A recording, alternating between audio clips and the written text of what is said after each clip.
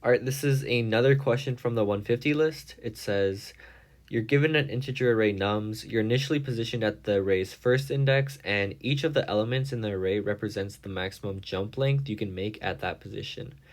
So you want to return true if you can get to the last index, otherwise false. So in the first sample input, you can jump all the way to here. That's a jump of 1 length, and also a jump of 2. And then from 3, obviously, you know that you can straight up just go to the very end, so we just return true.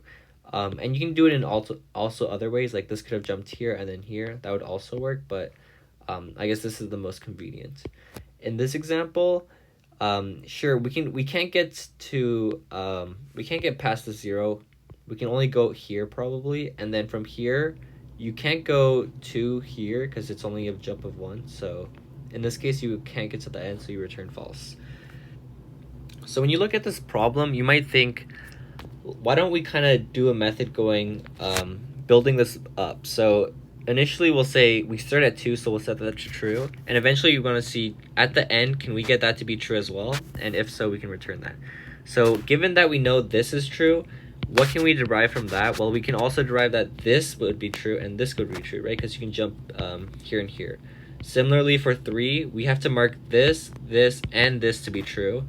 And you'll eventually see that, hey, yeah, we did get the ending to be true, so we'll just return true. But the problem with this question is the time complexity of this algorithm would be quadratic, because you would have to kind of loop through all these elements to find the next ones. And how many next ones can you have? Well, that's dictated by this, which also ranges from 10 to the 4. So that would be a bit too slow. All right, to solve this in linear time, what we have to do is work backwards. So we're going to first set this to true now. And this basically means if we start at this index, we can reach the end. That makes sense. What if you're here? Can you reach the end? Well, how do we know? Well, we know this is at index 3. This is at index 4. Because if you take the index and you add on the value, which is basically how much indexes you can jump up, we know that this is greater than or equal to 4, meaning that, yes, we can reach this. So we'll set this to true as well.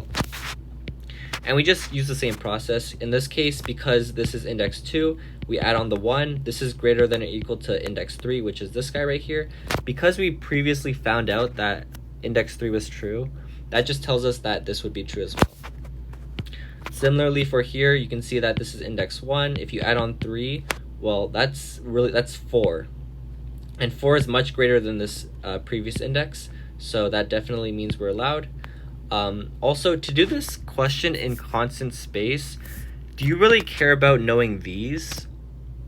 Because we just established that we can jump, I guess, all the way from index 1 all the way to 4, that kind of means that if you have any valid ones, like the earliest one possible, then you don't even have to care about these ones, because if you can jump to one that's earlier, that's valid, that means you can jump to the end. So you can actually just keep track of the minimum index that allows you to get to the end.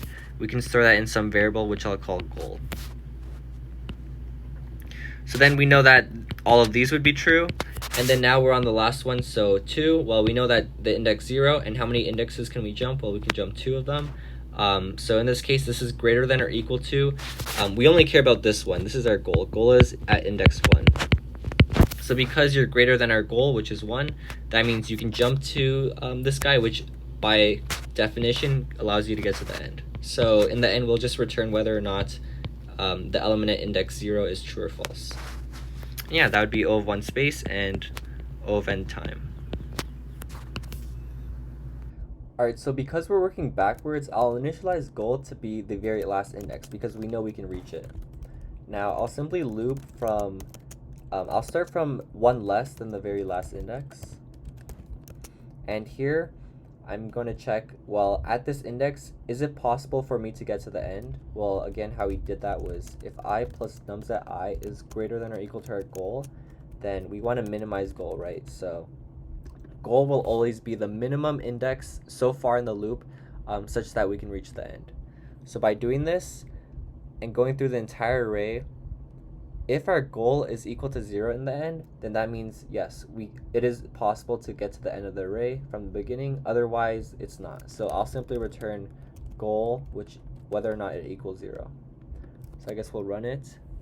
And as you can see, it's just a single loop, so it's linear in time and constant in space because we used a variable rather than like a DP array. And yeah, it seems legit. So yeah, that's the next question of the 150 list.